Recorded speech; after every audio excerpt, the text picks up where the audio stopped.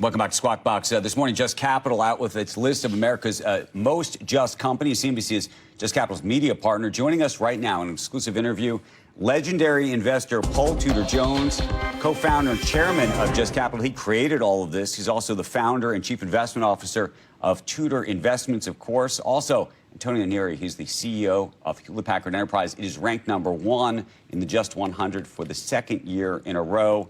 And I've got about 1 million questions for all of you, including tariffs, given the news of the moment right here, Paul. But I want to start with this list, and I want to start with actually just a very 30,000-foot question, which is, it feels like the world has shifted, even in the past couple of months, politically and otherwise, around so many of the issues. This whole idea of almost stakeholder capitalism, ESG, DEI, all of that seems to have been thrown out. Maybe the baby's been thrown out with the bathwater. I don't know. But I'm so curious, given that your work is based on polling, based on what the American public actually wants, and you also just had an election, and how you think about all of this.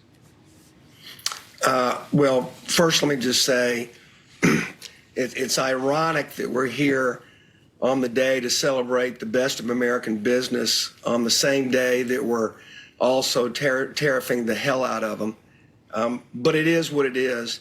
And what I would say is that the election result that we saw and President Trump taking office again, I think is completely congruent with the polling that we saw this year for what constitutes just behavior. The #1 issue, and it is year after year after year, is pays a fair and living wage. It's all about the American worker. And President Trump was elected to office because this country felt like the middle America, those that sit there and work for all these companies weren't getting a fair shake. So I think this is exactly synchronous with what we see in our polling. And it's so funny when you mention DEI, ESG, all those terms. I can tell you at a macro level, just polling that we do is about USA. And I know it sounds corny, but it's a fact. It's about what the American public thinks is the best behavior for corporations to do on behalf of all Americans and all stakeholders, and that's workers and communities and customers and shareholders and the planet. So I think, if anything, if you're a MAGA person, then you got to 100% respect what our polling shows, because all we're doing is asking the American public what they think. It's as MAGA as there is anything. Before we get to Antonio, let me just ask you this about performance, because one of the questions is how correlated the outcome of the Just 100 list is to performance and, maybe importantly, outperformance. How has it changed over the years? Yeah, so since our inception about 7 years ago, the Just 500 has outperformed the Russell by about 10%. The Just 100 has outperformed the Russell by about 40%. The Just 100 has outperformed the S&P by just a little bit. But the point is aligning yourselves with what the American public thinks is great for business is also great for your shareholders and your share prices and your business in general. And there's nobody that embodies that better than that gentleman, Antonio Neri, who he really is the classic American dream story. He started as an intern at Hewlett Packard Enterprises and worked his way to CEO. There's no better Horatio Alger story than him. And trust me, we would all want our kids to work at HPE, given the things that he's done. Well, that's what I was going to ask. Thank you for that, Paul. Antonio, it's nice to see you this morning. You've now been at the top of this list 2 years in a row. And I'm curious what you think you're doing differently than other companies. And frankly, how much you think about the various metrics with which you have succeeded on this list. And by the way, I should say your stock did outperform in a very big way this past year. On a longer-term basis, it's a little bit more of a complicated story. But when you look at these metrics with which you've come atop this list, how much are you focused on those things individually, or are you focused on something else, and it just so happens that you've come out on top on the other metrics as well. Yeah, well, good morning, Andrew, and good morning, Paul. Nice to see you again, and thank you for the amazing honor and recognition for the second year in a row. It's an honor that we take very seriously, and our 60,000 employees are cheering today for, again, this amazing award that we take very, very seriously. To your point, Andrew, you know, when I became CEO, believe it or not, 7 years ago, 2 days ago, you know, one of the key priorities I had was culture. Culture is everything in my mind, in addition to focus to our customers and our innovation. And out of the culture, the center are our employees. So how we create an environment where everybody can come to work and thrive to create business value that ultimately is good for shareholders and for the communities we operate. And there we put a lot of emphasis about our values, our benefits, and our ability to attract, retain, and develop that talent and pay equally. And so I'm very proud of the work we as an organization have done for the past 7 years. And we see that in our results. It's not just the Voice of the Workforce survey that we do every year, where this company now performs consistently in the mid-80s, with our lowest attrition rate they ever had, including the top attrition rate, which is very low single digits. But it's the ability to really attract that talent that continues to fuel that innovation, to solve some of these biggest societal challenges we all face, you know, ensure that these technologies like AI are inclusive, that ultimately, you know, we design systems that consume less energy, and then think about the circular economy that we drive. But in the end, it's all about those employees that come to work every day. Antonio, but I think there's a lot of CEOs who are trying to understand. It's really almost like a mental framework question, which is, are you focused on profits and driving growth and all of those kinds of things, and it just so happens the way you run your company and the culture you've created has created these opportunities and benefits across the way? Or are you focused in a very specific way on the culture and these issues, and how much focus and mind share are you focused on those things versus what some people might think of as sort of the old classic way of running a business, just trying to grow, grow, grow? I ask because I think it's a mental model that people are trying to understand. Yeah, and the two are, as the latter, obviously, and the two are correlated, right? So you can't perform unless you have the best talent. And you can't deliver value to shareholder unless you have the best human capital strategy. And at the core of that strategy, again, are employees. And so you have to work together. You can't take it as an afterthought. Ultimately, our journey in the last 7 years to reinvent the company is to focus on the areas where we can play and win. And the capabilities that we need are both on the innovation side and the human capital side. And in order to focus on the human capital side, you've got to create a culture that people can see in themselves to come to work every day. So I don't see, Andrew, the two separated. I think one and the same. That's why we focus on those things we talked about it before. Everybody goes through a journey in their life, both on the personal and the professional side. So one of the basic things we have done, in addition to focus on pay and pay equity, is, for example, offering 26 weeks pay leave when you have a family event like having a child. And those things resonate, but ultimately we can measure the result in our performance. When you think about carbon footprint, we now have requirements from customers that they ask us, what are you doing to reduce the carbon footprint in your systems? Or what are you doing to reduce the human slavery? And so these are the things that we focus across our business, and we know is good for business. Right. Hey, Paul, while we're here, and I know we started by just mentioning tariffs, we have a market sell-off that's literally happening as we're speaking, and I'd be remiss to not get your perspective on what you think is happening and what you think will happen as you try to measure and game out this scenario. Yeah, I'm happy to answer that. I would like just to say one last thing with regard to what HPE does. HPE ranks, I want to say, ahead of 97% of the Russell 1000 on paying a fair and living wage. Our number one metric.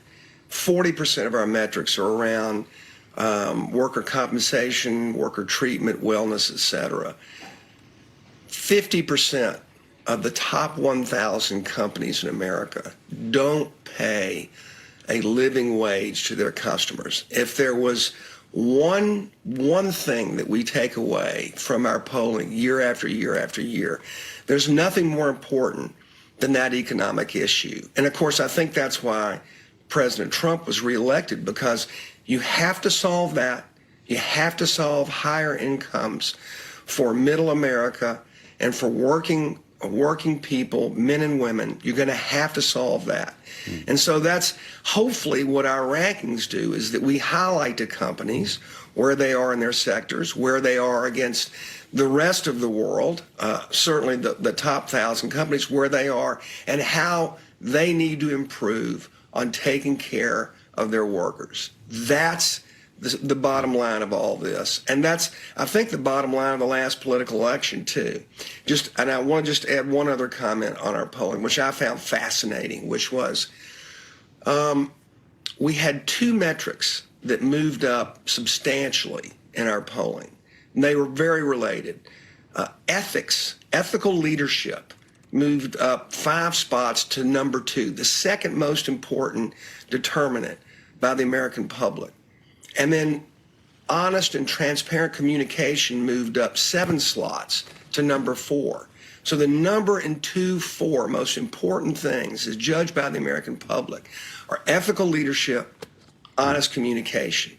And I think that's extraordinarily telling for our political leadership today, in that Americans just want to be told the truth. They've seen, I think, from both parties, they've seen so many things that they know with their own eyes aren't true, and they're exhausted by it. Okay. So I think that's the most, every year we see something new in the polling. In COVID, security, safety, company safety and security was jumped way through the roof because everyone was so afraid to go to work. So it's funny how the polling changes year by year depending upon what the environment is. And there's a big lesson that there's a huge thirst for honesty and ethics in business today. Fair enough. Paul, given that I know so many people are waking up this morning and they're turning on their TV and they're thinking about tariffs and trying to understand what's happening. As I said, there's a market sell-off literally happening as we're speaking. And so I want to get there with you just to understand what's going on, even inside your own firm, as you're thinking about it this morning. Well, there's so many moving parts and there's so many things that are cross currents. The one thing that I would say is this is a completely, totally different landscape than Trump 1.0. So if I go back to January of 2017 and I look at where we were in the 3 big asset classes and where we are today, wow.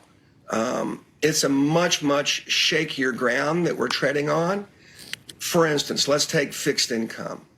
In 2017, we were asking the investing public to pick up $1.2 trillion worth of duration. That was how much we were issuing at the Treasury. This year, that number's $2.7 trillion of duration. So that's just, it's an all-time record. So that's a completely different landscape in terms of the bond market. If I go to the foreign exchange market, in 2017, there was $8 trillion that foreigners had invested in the United States, more net $8 trillion that they owned more of us than we owned of them. That was 40% of GDP. Fast forward to today, that number's $23 trillion. Foreigners own $23 trillion more of U.S. equities and debt and real estate today versus 8 in 2017. That's 80% of GDP, twice what it was. And again, it's a good problem because it shows that American exceptionalism has drawn that capital in. But we have to be careful. And then finally, if I look at the stock market, January of 2017, kind of average PEs were around 19. Today, they're 25. We're a full 30% higher than we were in 2019. We could have a 30% correction in the stock market and just be back to slightly overvalued. So Trump 2.0, I think Trump being Trump, I don't know if it will play as well as it did in 1.0 because there's no room for mistakes. And look, he's my president now. I pray he makes all the right decisions because we are precariously perched from a macro standpoint. I don't think we've ever had as many things that are connected and circular and could go wrong. So it's going to take a maestro to pull this off in a way that kind of preserves where we are now in the major economic the major asset classes. It is a longer conversation. We hope to continue it with you, Paul and Antonio. Antonio, congratulations. The Just 100 list out today. You can check it out online, and we appreciate both of you being with us. Thank you so much. Thank you. Congratulations, Antonio. Thank you, Paul. Much appreciated. When we come back, we're going to break down President Trump's tariff strategy, what we know of it so far, and also talk about how the levies could affect one of America's tech giants. Right now, though, as we head to a break, a market headline for you. We are tracking the reaction from key firms and strategists to President Trump's tariffs and the new administration in Washington. Former star J.P. Morgan strategist Marko Kolanovic telling a Bloomberg podcast that he sees the S&P 500 retreating into the 5,000s this year, with potential turmoil from the new political climate taking the index into the 4,000s. We shall see. Right now, the S&P is above 6,000, 6,040. We'll keep an eye on this. It is indicated to open down close to 100 points. We'll have more Wall Street reaction after a quick break. Stay tuned. You're watching Squawk Box, and this is CNBC. See ya.